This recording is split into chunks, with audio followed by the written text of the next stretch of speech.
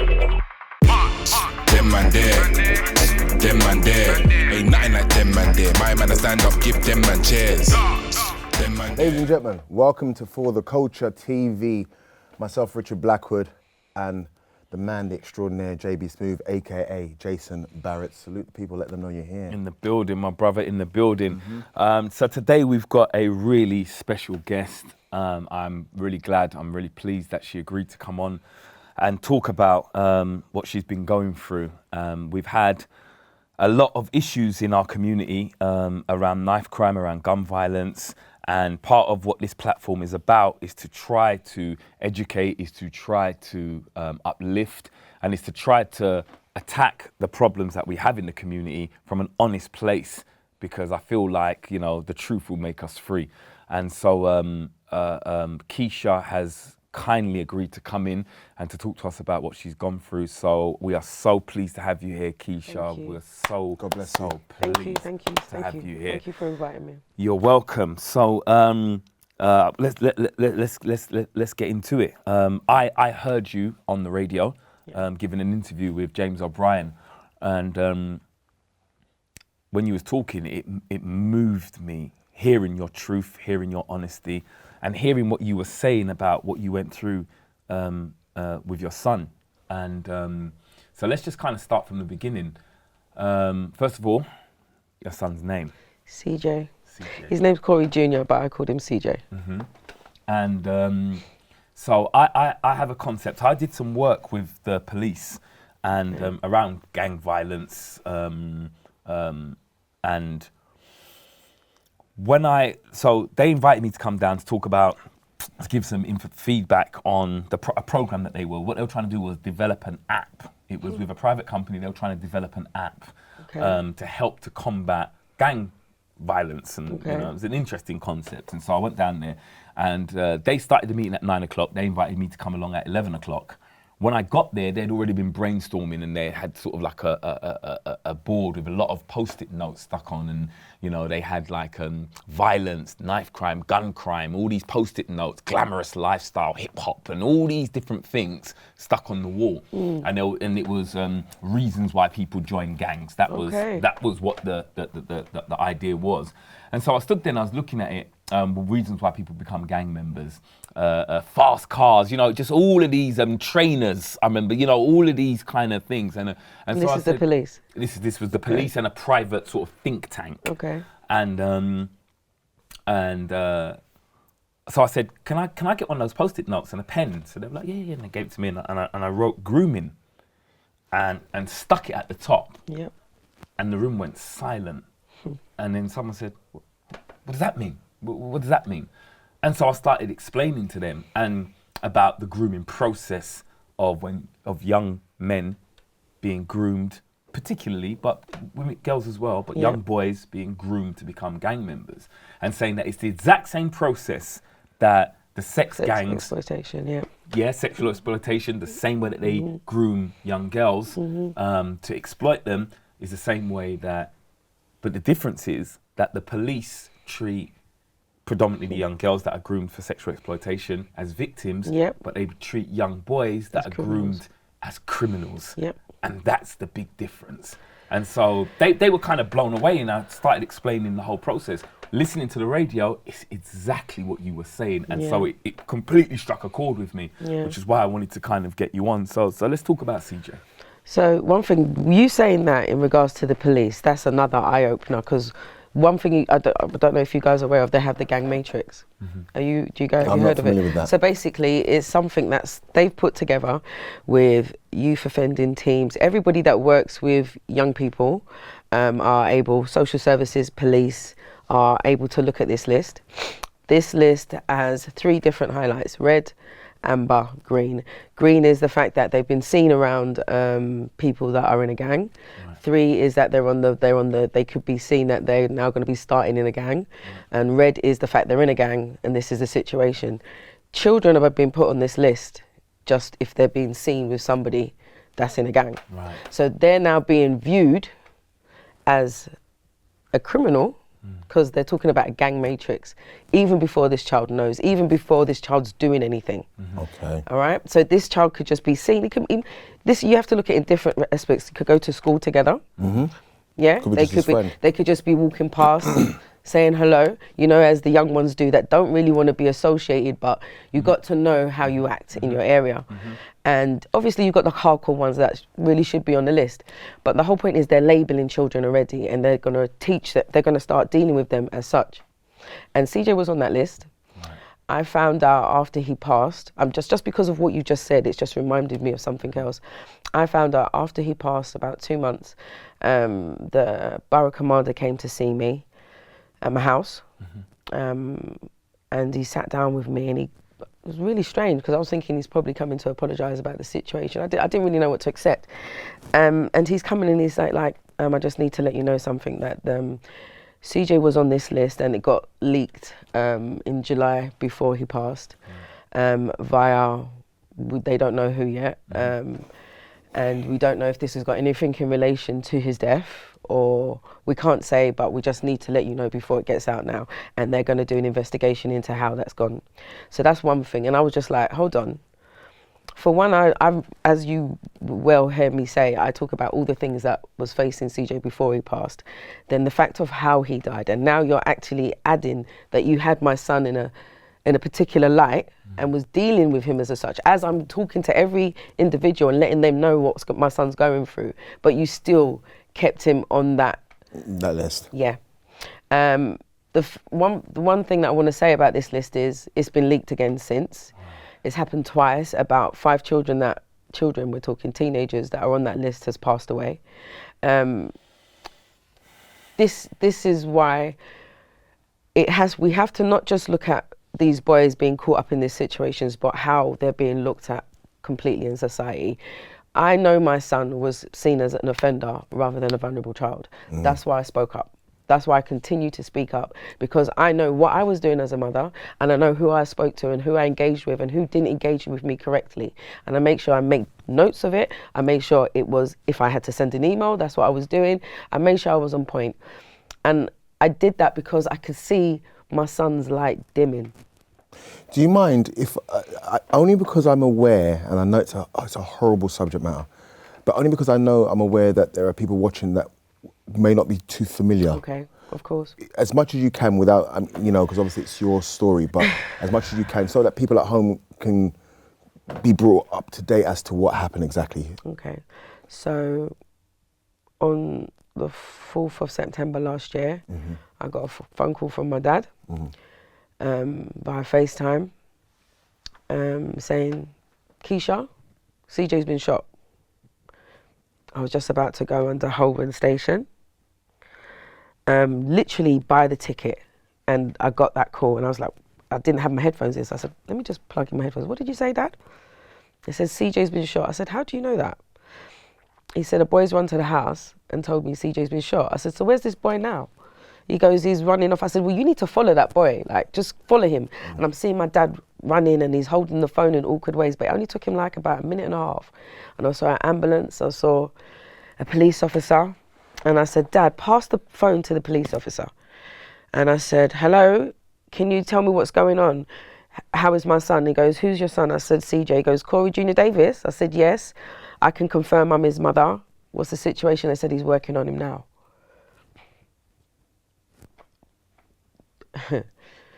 Working on him now. I spoke to him an hour ago while I was in that bank. I was in a bank opposite, and I said to him, what are you doing? Because he had already had to go to a meeting that day, to a youth offending teammate meeting, which he has to go into an area that's other gang members that are in that I don't want him in. So he takes a cab there and a cab home. He advised me that he's home safely. He said, Mum, I'm staying and I'm feeling kind of tired. I'm like, you're so damn lazy. That's the last kind of conversation. I said, all right, well, I need you to stay at home because I need to have a conversation with you about something when I come home. And he goes, all right, cool, Mum.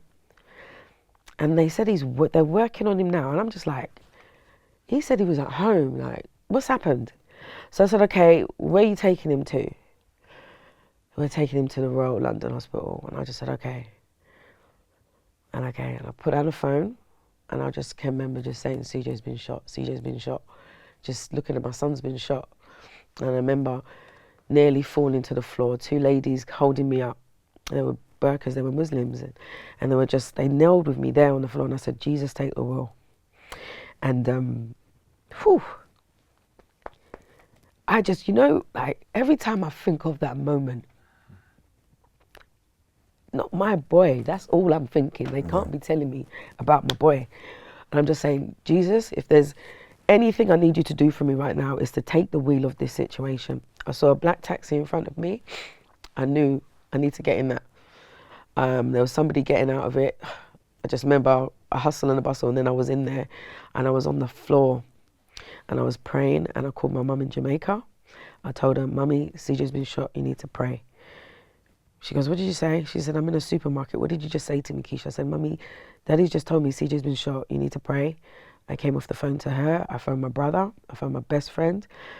And I just remember sitting on the floor until I got to the hospital. I remember walking straight towards the emergency. I remember seeing a line of people. And I remember just walking past and just whispering and saying, I think my son's been brought here. I believe he's been shot. And she looked at a woman behind her, and they just told me to come around to the corner. So it's like they already knew that my son must be on his way. I walked around, they've taken me to the room, and CJ wasn't there yet. I remember just looking outside.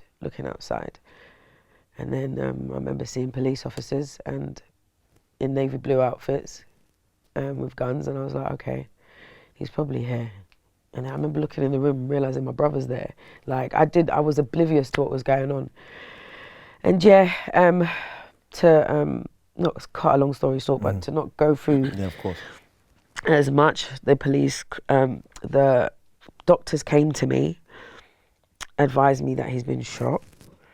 And I was just like, okay, please, just God, don't let it be his head.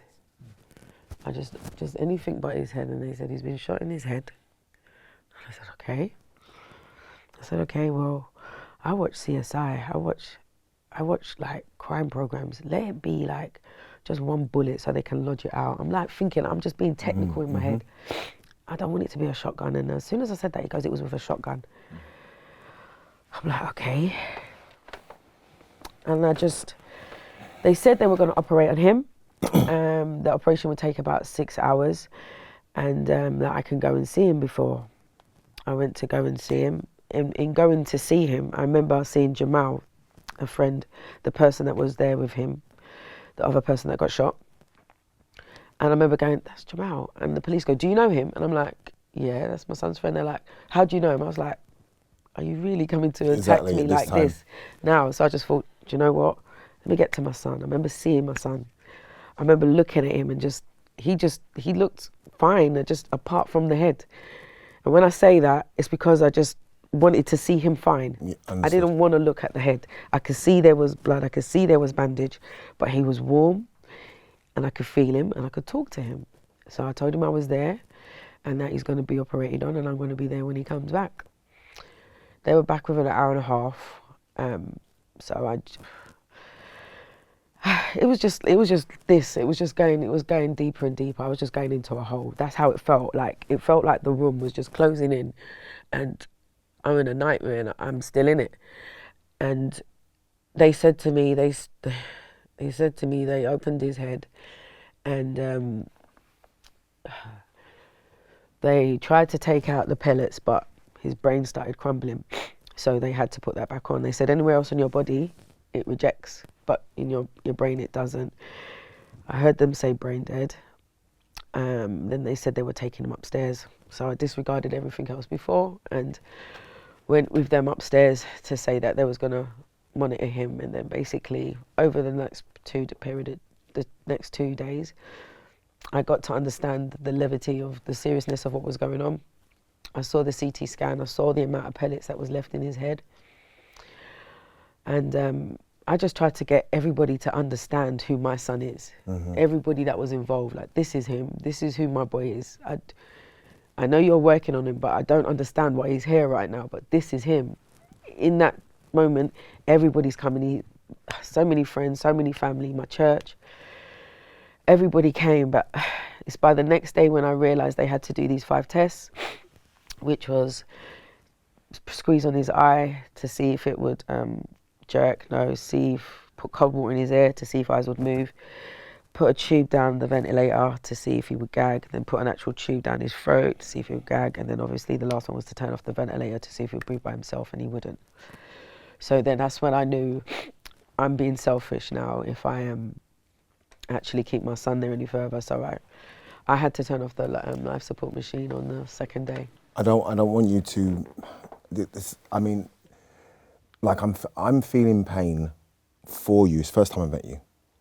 I'm feeling pain for you. Number one, as a parent, and as a parent myself, the worst phone call you could ever get. Yeah. Right? You know, even to dream about it is the worst phone call you could ever get. Could you please, as brief as you can again, explain the situation with the grooming so that people understand? Yeah. So when I look upon what CJ was going through beforehand, CJ was in a school that wasn't my first choice school, but it was his school, that was not dealing with his ADHD as an illness, as a special need. They were dealing it as an issue, as a problem, and he was on report every week. See if he didn't put his hand up, that he was always seen as being bad. So they asked him over accumulation of different low disruptive behaviour. He was asked to go to a PRU.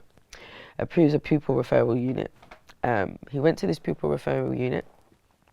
He was there for about 4 months, and one night I got a call from my son because he was supposed to be at a youth centre till 6. Calling him at 6 o'clock, he's not answering. Got him about 6:30. He's been shirty with me, and I'm like, "What's wrong with you?" He goes, "Mum, I'll call you back." Calls me back about 7, and says, "Mum, I'm with these boys, and they said I've got to sell drugs until 9. He's supposed to be at a youth centre. What are you talking about? Where are you? I'm in Maryland. Okay. He put down the phone. So I'm like, what boys are you even talking about? Because I know all of your friends and they're all the same age as you. Anyway, my first things to get to Maryland, I asked for a friend to come with me, was circling around in an Uber. And I saw him on a bike, and I went behind, he went behind a bush, I went behind the bush with him, and I said, "CJ, show me what you got." And he opened up his bag and he had crack and heroin, about £600 worth of rocks in front of me. And I looked him in his eyes and I said, "If there's ever a time in life that you need to trust me, it's right now. Can I have it?" He goes, "No, Mum, you don't know these boys. You don't know." I said, "Listen, I've got this, yeah? You just ride your bike home and I will tell you what we do when we get there." He did exactly what I said. I had the rucksack and I'm running behind him, my friend's with me. 10 minutes we're home, I see him put the bike down, I go upstairs and I just held him. And I was like, "Where did you meet these boys from?" And he's like, "My school." So I know now, where's the phone? So I've taken this phone and the phone starts ringing. And I'm like, how am I going to do this? Because I don't want these boys to come after my son, but I don't want to, I don't know how to handle this. I'm not in this, I don't know if I should call the police. I don't know what to do. I need to talk to my family. So first thing I do, me and my friend, we just pretended like we was police officers and that he's being arrested and this phone's going down. They didn't call back again that night. They did a few days later, but not that night. And I called the school the next day and I said, "My son's not coming back there." And I sat down with my son and I said, "Explain to me how you meet these boys." He goes, "Mum, after school, there's some boys hanging out outside the school. And they know other kids that go to this school. Everybody starts socialising. We'll say, oh, we're going to the shop. They're buying something. Someday somebody might, what did he say? Somebody offered me chicken and chips or a canned drink. Those little things is what was being done." I said, "Okay, so how did it get to this?" He goes, "Mum, they just said to me, do I want to make some money?" And I was like, "Yeah." And he goes, "All right, do this." And I didn't know what to do. That's why I called you. And I was just so grateful that my son made that call. There's so many children that are not brave enough to do that. And I took that upon myself to tell the school this situation. I've told the police this situation. I looked about what was going on and I said, this isn't going to happen to you. I can see what was going on in the area and it was, I can't say there's the gang culture's there. It's just kids not having nothing to do. Yeah, they haven't got nowhere to go. I'm not going to stereotype because my eyes wasn't open until then. in relation to gangs and stuff. I was just looking about what was going on for CJ. So I knew he couldn't go back to that school, and I knew that we need to do something drastic for CJ. In a couple of weeks after he went missing for a week, I called the police, advised them. He said, "Mum, I'm going to come back after a week." And I'm like, what is going on with this child? Like, I know him, and now he's just told me about one situation, and now he's just disappeared, and he's not telling me, like, I'll be back. Mum, I'm coming back. No, CJ, you need to come back now. Long story short again, he ended up coming home on the Sunday, came home with about £485, loads of bags, and I'm looking at him, and it was so happens that on that Sunday, my mum was around, Dad was around, my brothers was around, Sunday family meal. Everybody was there, my nieces and nephews, and when he's walked in, my mum's looked at him, and she's gone, "Where you come from?" And he's like, "My friends." So my younger brother went, sat down, spoke to him, came, showed me the money, showed me the bags. I said, "Well, CJ, none of this is yours, yeah? So I don't know what you think you're going on with, but you need to understand. You see all these people in here, this is your family. I don't know who you've taken up with out there, and I don't know what hold they've got, but you actually have never wanted for anything." The problem that we're having now is that I realised that I was saying certain things to you, and because you're not getting it from me, it seems now you're gone elsewhere. And he goes, "No, Mum, it's not that." And I'm like, "CJ, I don't understand the relationship we have right now." My mum ended up talking to him, my brother ended up talking to him. It seems like I wasn't getting into his head because I don't know what the hold was. I didn't know what was going on, but now I know later that he wanted to pay the boys back. Oh. Right? And he didn't want to have that over his head. Right. Okay? That's not something that I can say, I'm glad he did. No, I'm not. But he was trying to be grown in the situation, and he didn't know how to handle that. So this is when he's telling me these things, I'm like, "Son, you're over your head. Like, you need to come out of the area." So after a few other situations, he ended up going to live with my brothers in South London. Stayed there for 8 months. My older brother's a Jamaican. He's very strict, born in Jamaica. They ended up having an argument one day, just to do with probably something to do in the house. He left my brother a note saying, "Uncle, thank you for looking after me, thank you for feeding me, but I'm going home." And he went and he sat on my dad's lap, and he worked his way to get back into East London. He said, "Mum, I just want to be around you. Like, he was over in South for like nearly a year because we was waiting for a move. All this time is going on. I'm speaking to the relevant people, advising them of the situation." And he sat on my dad's lap and said, "Oh, Granddad, tell Mummy that I can stay in her old room." And my dad has dementia, and they've got a very good relationship. Like, when I was working, he was the one that was picking up my son from nursery to primary school, even to secondary school. So their relationship is one. It's a lovely thing to see. But my dad didn't grasp that I didn't want my son here. And him now saying, "Okay, yeah," and I was like, "All right, we'll talk upon this." In that same week, I got a letter from the housing advising me of a move. I said, "CJ, come over, look, I've got a letter. Come." And we looked at the address. It was in Barkingside, really nice, outside of Essex. It was in a close, had somewhere to put my car, he had a back garden. He started looking at the schools in the area. This boy was interested in getting back into normal school. Like, he just wanted to be, as I've seen in something he's written since he passed, a normal child. And 5 days later, after we got that letter, we got another letter saying that it's been withdrawn. Why? Human error. Basically, they didn't hold the keys to the property yet. I found this from, this is after about a month and a half of somebody give me an understanding of what's happening. They didn't have the keys to the property. The property wasn't yet ready to be let. So my first thing is, just like an estate agent, if you do not have the keys, how can you even send out a letter? So that was my next situation that I'm having to deal with again. I've seen this boy now. I've had to show him this letter, and I've seen him now.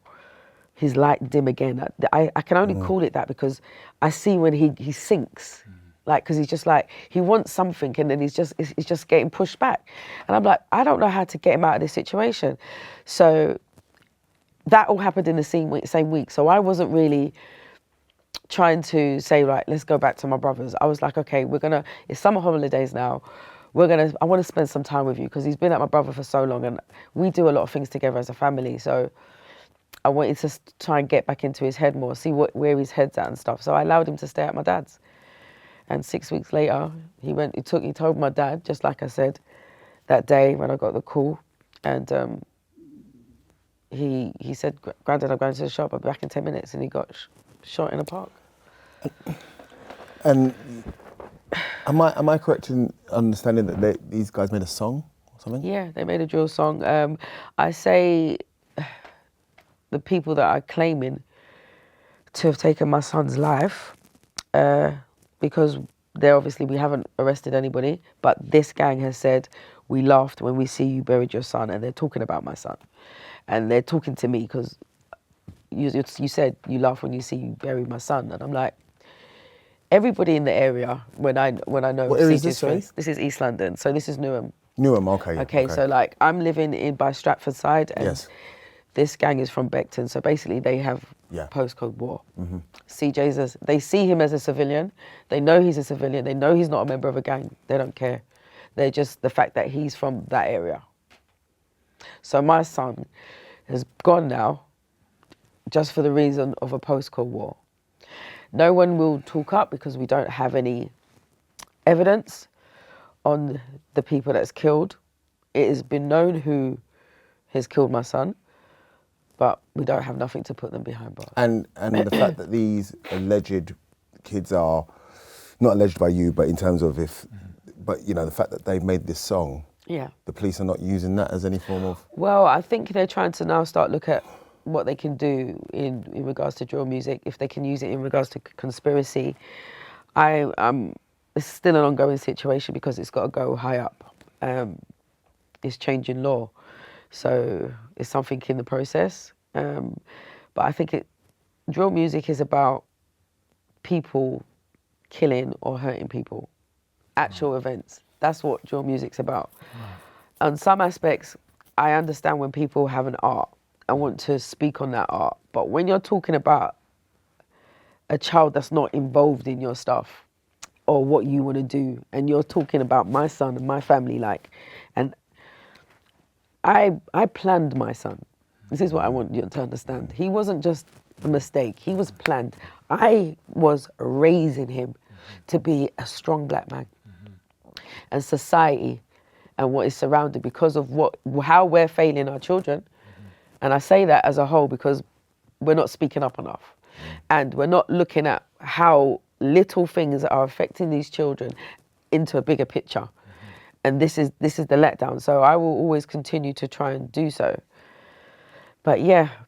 Keisha, let me ask you, because I'm listening to the story and I'm just hearing a catalogue of failures and errors, and it just feels like, and I'm not trying to blame anyone. I don't want to go, oh, it's the society's fault, oh, it's the police's fault, it's the people that didn't rehouse you, oh, it's the Prew's fault, oh, it's the school's fault. But they definitely have a hand in this. Collective. It's the way, one thing I like to say, how boys are viewed in the first place. It's the way that, down to silly things like an email not being responded to.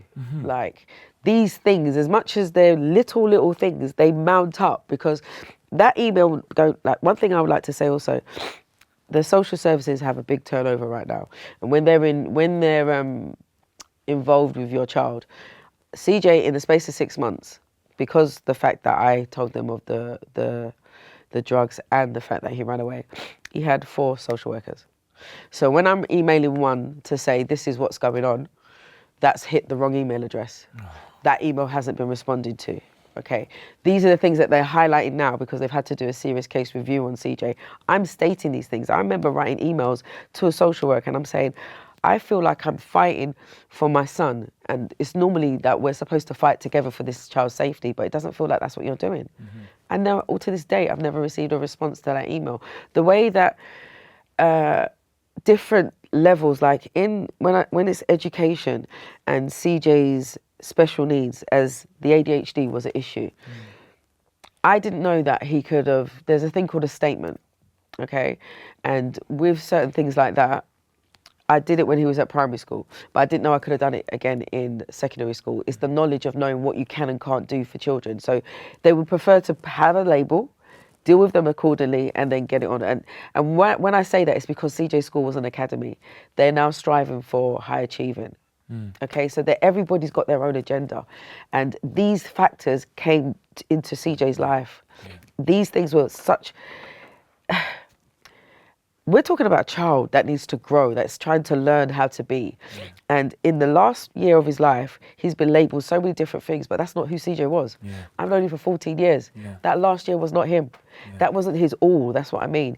And even though he was faced with things, that's because of what was going on around him. It's not just because of his choices. So now we're blaming him because of what was going on around him. No, we're supposed to help correct that situation. Absolutely. So that's what I want to tackle, and that's what I speak out on. I spoke to a group of these young guys, and they said to me, we're talking about this whole gang awareness stuff, and he said to me, you know what? We never even knew we were a gang until we read the local newspaper. Exactly.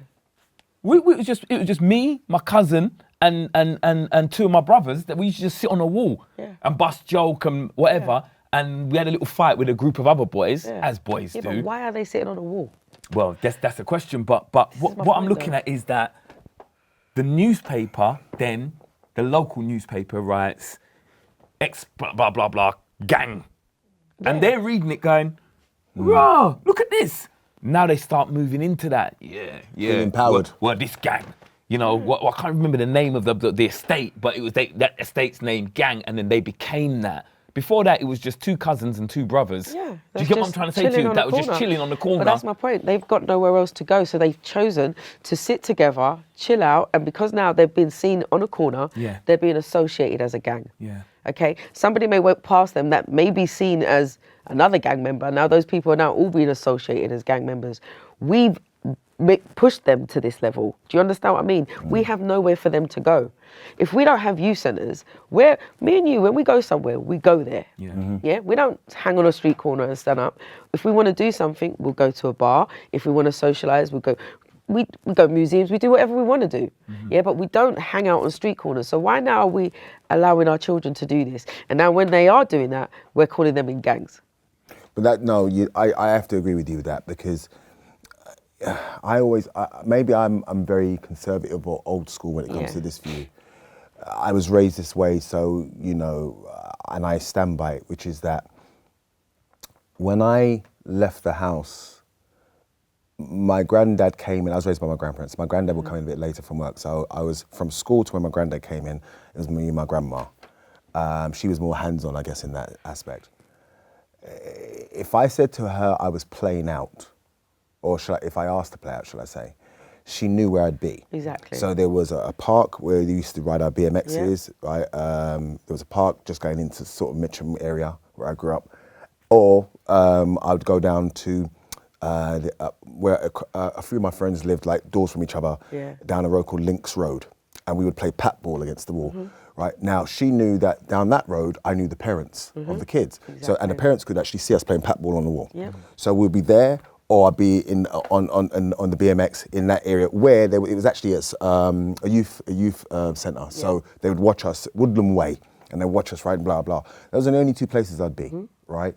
And even then, obviously we knew, if you're not back by this time, you are not allowed out again, as far as they were concerned. Exactly. And what it was is that they had no problem keeping you in the house. Yeah. So my son, lives with his mother, bless them both, right? But she's done a terrific job of making sure that my son's 18 soon, but when those years that he lives in Hackney, so she knew exactly where he was, and also my son didn't really want to play it because he knew the gang culture was very rife.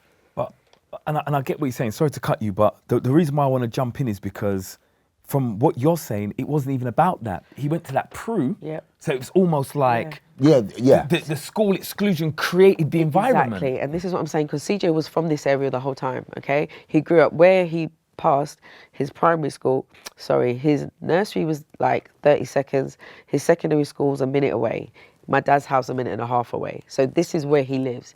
So, and when I look at CJ, CJ was just a popular child. He just liked to dance. He wanted to socialise with girls. He was a Jack the Lad.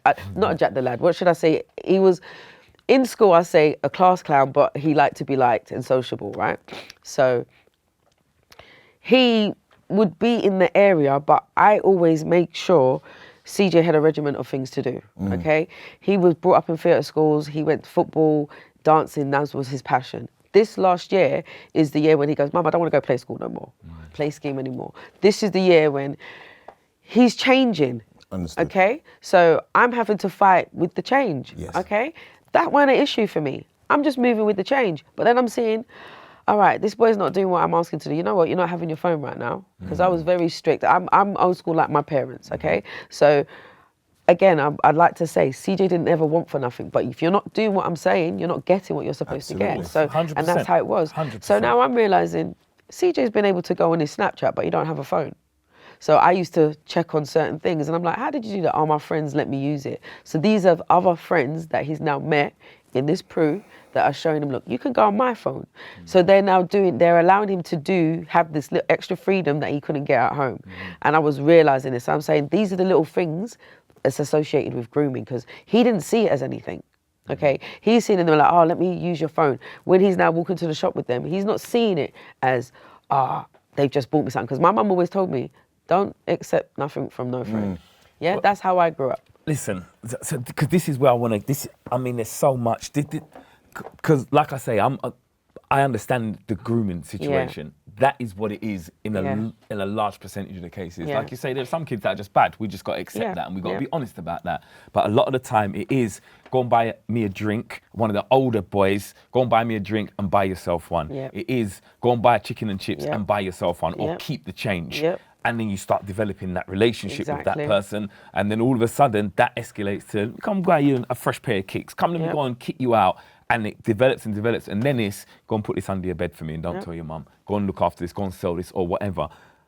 My thing is, if your child is coming in the yard wearing trainers you did not purchase for them, and they are 14 years old, ain't no one asking any questions.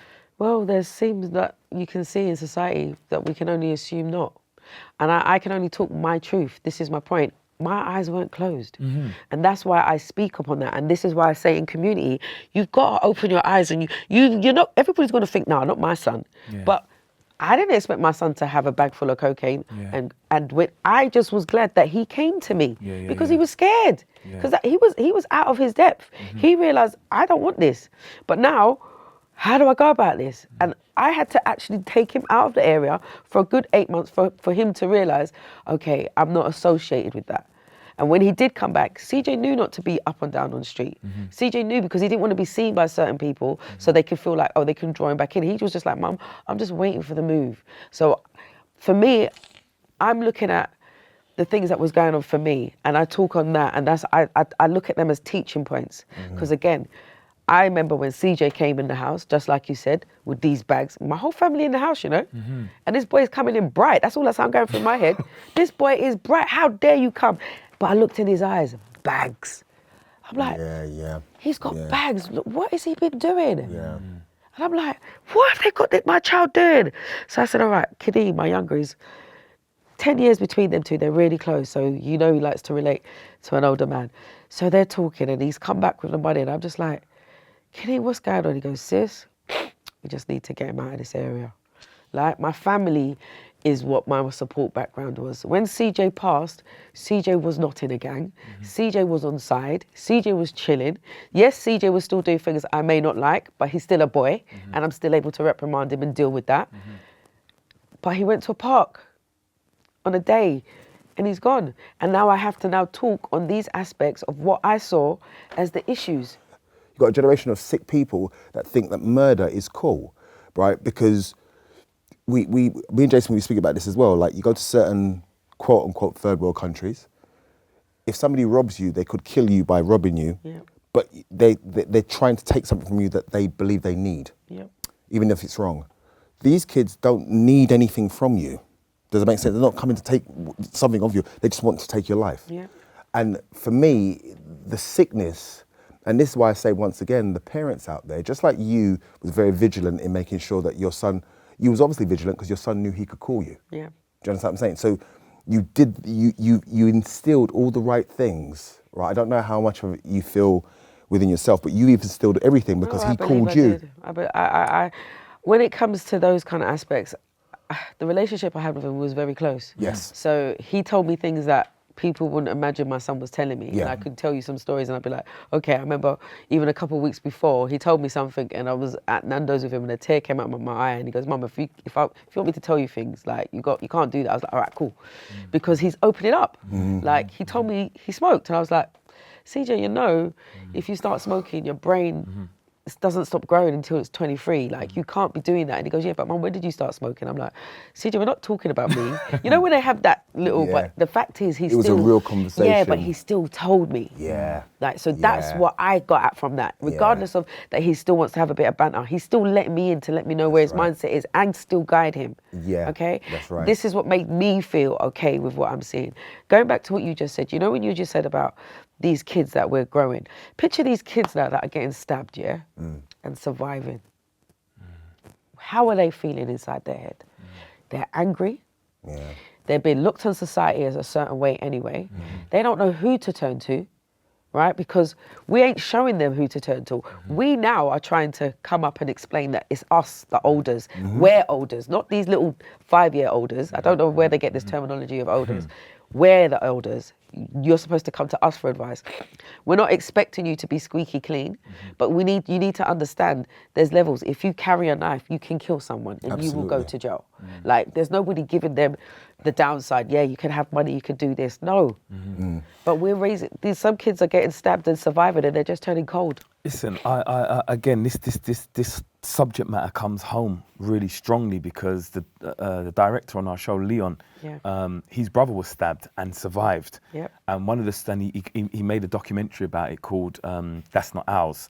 And one of the things that he's got his young brother talking on the documentary, standing at a bus stop and literally, you know, was just attacked. And he's a good you. I know the you in it. So it's not even like I'm sitting here going, there's a good you. And then, you know, you're going to see on his Facebook him standing there with 2 straps. Yeah, no. He's a good you. And you know, and he said that when they took him to the hospital, the nurse said to him, you need to stop being in these gangs. Yeah.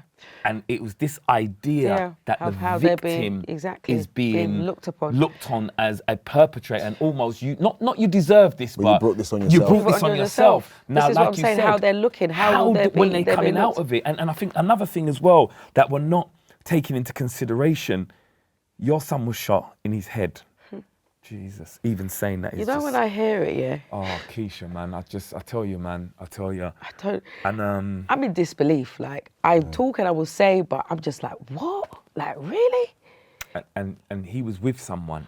Yeah, there was a group of boys there. With someone, yeah. So these boys have witnessed this. Yeah. Now, exactly. People go to war and come back with Gulf War syndrome, post-traumatic stress disorder, and all of these things. And these people were trained to see these things. Exactly. Yeah. The youths that are 14-year-olds that are seeing these things and that are then going into school and they're being called disruptive and they're being called all of these things and no one's counselling them, no one's taking them. The men that have been trained come out, mash up after witnessing things like that. And then these youths are just expected to just carry on. Carry on. Like nothing.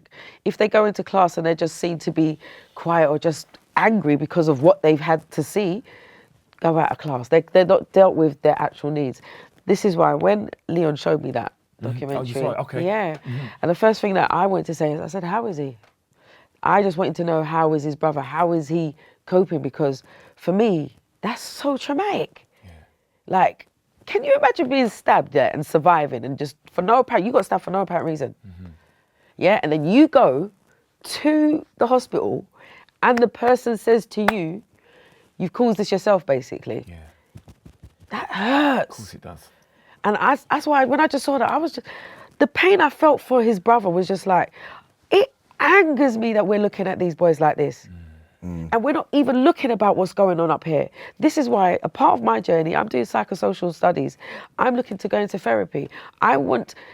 Everybody needs a help in hand in anything, Especially when you've gone through something so traumatic. I couldn't imagine being there when my son passed. a lady that was there when my son passed wants to reach out to me, wants to speak to me upon that. And I know that I've got 101 questions for her, but I ain't ready for those answers. Yeah. You know what I'm saying? Because I can't imagine being in that position. My trauma, this journey, I don't even know what to say about it, because all I do is I miss, and I just try to go by what I see as problems and speak upon it. That's what is therapeutic to me, and that's what's carrying me. And I want to be able to look at these children and not see their lights dimming. I want them to see that people believe in them. People understand what they're going through. We need to show them that we've got their back. This is how I see it. Certain kids don't feel like we have their back.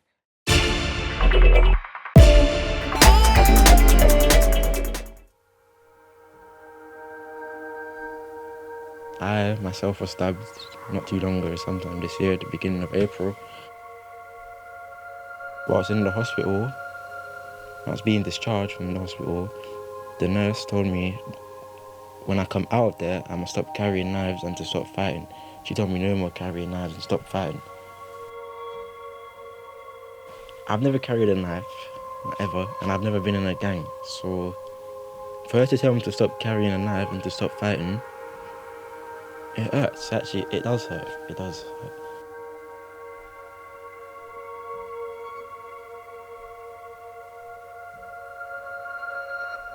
For black boys, one size fits all. And whatever image is portrayed, that's how all of us are. That's how all of us.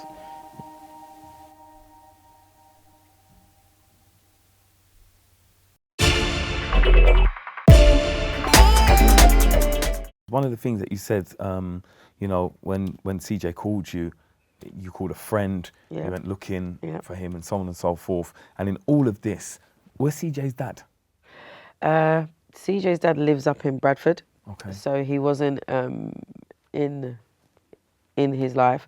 But another thing is, he wasn't a good role model. Right. I'll say that, and I'll say that I'm not embarrassed, because I saw I dared to say that I need to take my son out of a situation, and I did. I was in a domestic violence relationship, and my family and me took me out of that, and that happened before he was a year. Okay. CJ to his passing doesn't know about that. Right. I'm not one of these mothers that I show them anything bad, right? Because for me, he could be a part of his son's life, but you have to be a part. You have to do that. I'm not going to put it on a plate. Exactly. And he didn't do that. Right. So unfortunately, he's lost, and he's grieving in a certain way himself. CJ was named after his dad. Like I said, he was planned. He was named after him. It's just that our relationship didn't work, but that didn't. I don't know why you stopped being a parent. Right. I didn't. And that's how I look at that. But how I tried to change that by not making CJ dwell on that, because I have my parents. So that always was hurtful to me, to know that his dad wasn't there for him, but that wasn't nothing I could do. But I put role models in front of him. Right. Yes. That was of good character. Yeah. My brothers, my dad, my uncles, like, that's who I put in front of him. These are the men that I need you to be like. And then when he looks at the women, we're all ambitious. None of us sit down. Like, my mum's got accolades behind her, my daughter hasn't, I'm gonna have. That's how we grow. And there was never a point where CJ has to feel like, I need to do this to do this. No, you just need to be doing what's right in school. And this is when, he was only in he was only in secondary school for 1.5 years. Yeah, of course. Of course. This is what you got to look at. Yeah. He was, because of his ADHD, he was being told he's bad, and being told all these things, chronological order. That school just didn't want to deal with children with ADHD. So their suggestion was to put him to a PRU. I didn't realise I could have had other suggestions. This is what I want parents to know. Yeah. You don't need to send them to PRUs. Yeah. You can send them to another school. You could do a managed move, or you can find out there's other charities with better schooling for your kids. Try something else. We're thinking that what the school has to offer, that's all that there is. We don't know the information. And because, unfortunately, I'm realising they didn't have my son's best interest at heart. And I say it like that because he's not here, and because of the way he's been treated, and because of the way you viewed him, and because it's in black and white and people are saying it rather than myself. We have to look at that and change that. Absolutely. I'm not going to just say, okay, this is cool. Yeah. I lost my son for that. And there's two ways I look at it, because of what was going on in the era and because of what could have been prevented and wasn't. Do you know what I would say? Like that, there's no ending to this story. So all I could say is the people out there that are watching this, you can feel this woman's pain. You can feel it, right? Because I can feel it. You can feel it. If you have somebody, you know, a young boy, young girl in your family, and you can see there's changes in their behaviour, do not wait. You need to intervene early. You know, like, even if the father's not around for whatever reason, you have brothers, you have cousins. This is where the family, you need to be a village. It takes a village to raise a child. That's how I've always seen it. That's how I was raised. Yeah. That's how I saw my son. That's like, you see when CJ did something wrong, I'd be like, Mum, you never guess what? Bro, you know what? So everybody's coming down on him. That's right. That's how right. it is. Yeah. So CJ just knew, like, oh, I don't want to go to Nana's house, like, because he knows he's going to get a talking, and he's got to sit there and go, yes, Nana. No, Nana, he was never disrespectful. This is one thing I can say. My son was a blessing to have. But the last year, it was not him, and this is what people want. I want people to understand that it's so unfortunate that he's gone, but I want to show the beauty that I had, and the fact that 100%. what was captured in the last year is what's going wrong. Yeah. Okay? And this is why we have to open our eyes to that. And I'm in disbelief that I'm having this conversation with you, but I know what I did, and I know what other mothers do, and I know what other mothers, when it's stressed, you just think, okay, no. Yeah. Nah, you see it, you deal with it. Absolutely. Yeah? Because when you don't deal with it at one time, guess what? That child's thinking he's getting a blind now, innit? Yeah. So now he's going to feel like, okay, I could do another step and another step. And then when you realise that child's gone too many steps and you're trying to play catch up because you didn't look back at that one step, Yeah. this is the issues that we're faced in society. And then, like I said, we've got the ones that are not involved in nothing, walking down the street and getting stabbed for what? And then surviving, and how are they living? And then we've got the ones that aren't surviving. Like there's so much in this, and it's only happening. It's not only happening. It's continuing to happen, and it's not stopping. And it seems like we're now at a point where drastic change needs to happen. We're at a crisis point, like, and we're at crisis point, and it's got to the point, which is why I was so keen to get you on, and it's got to the point, like, you see, we was having a conversation earlier, and we really didn't get into it in the way that I would have liked to, but you see when people start talking about black on black crime and the statistics of black on black crime, and then you get some black person go, yeah, but white people work, there's white on white crime, Asian people, I'm not Asian. I'm not white. I've got to. Do we need to fix up? Yes or no? Yes, we need to fix up. So let's not try to put it over there somewhere and say, yeah, but what about them over there? No. What about us? Yeah. We need to deal with us, and I think it's so important. Keisha, what's happening? What are you doing? What's the work? Who are you talking to? Like, so how can people get in contact with you? Other mothers that are going through this. One thing I realise is that everybody seems to reach out to me on Facebook, which I love, because it gives me the opportunity to have a one-on-one personal experience with that person. But right now, for Newham, I have the Newham of Mayor wants me to be a part of the manifesto for safeguarding children. She wants to look on my insight of what was the situations that CJ was facing and what we can do in all of those areas. CJ has been now, they want to make a drama based upon his life. Right.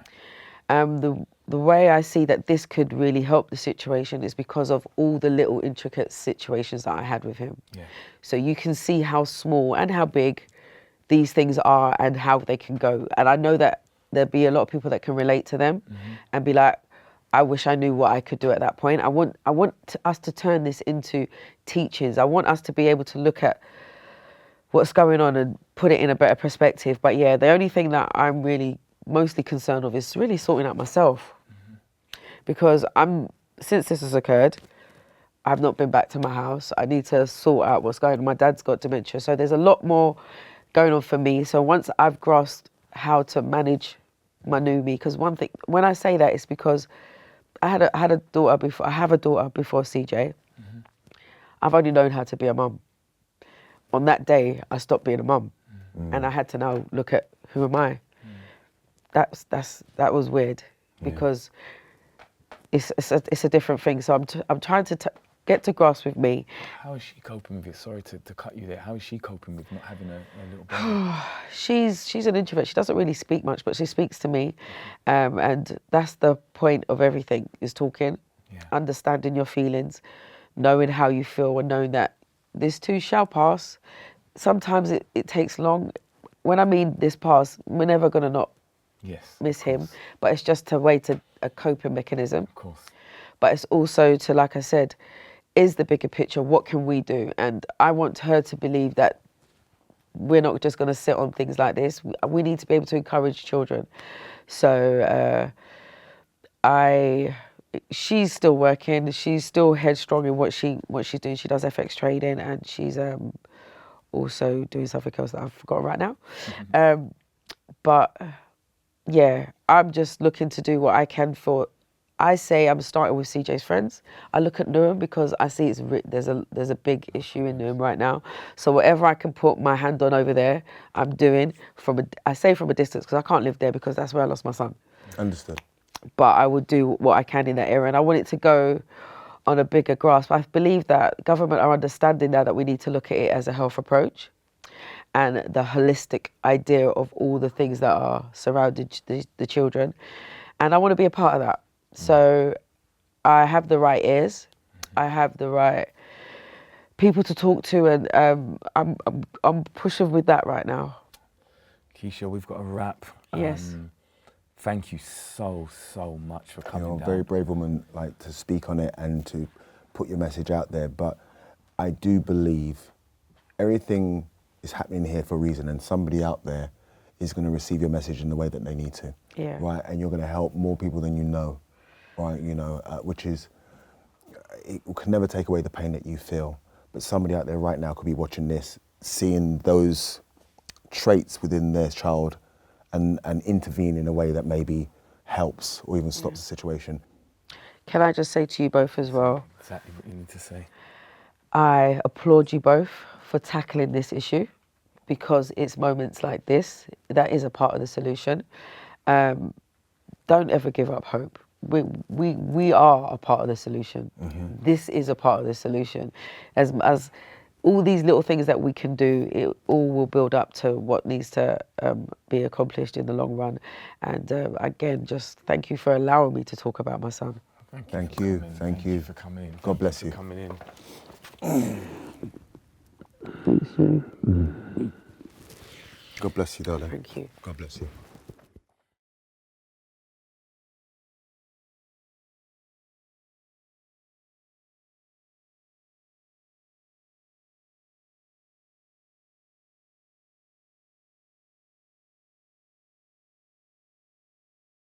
We just had an amazing interview with Keisha Mcleod, and it's a very emotional interview. And I just feel like we can't just leave it there. And the director basically come and spoke with us, and I feel that we definitely need to put across that anyone that sees their child acting different, hanging around with the wrong crowd, bringing in bags, shopping, things that you didn't purchase them, as a parent, you need to start the intervention.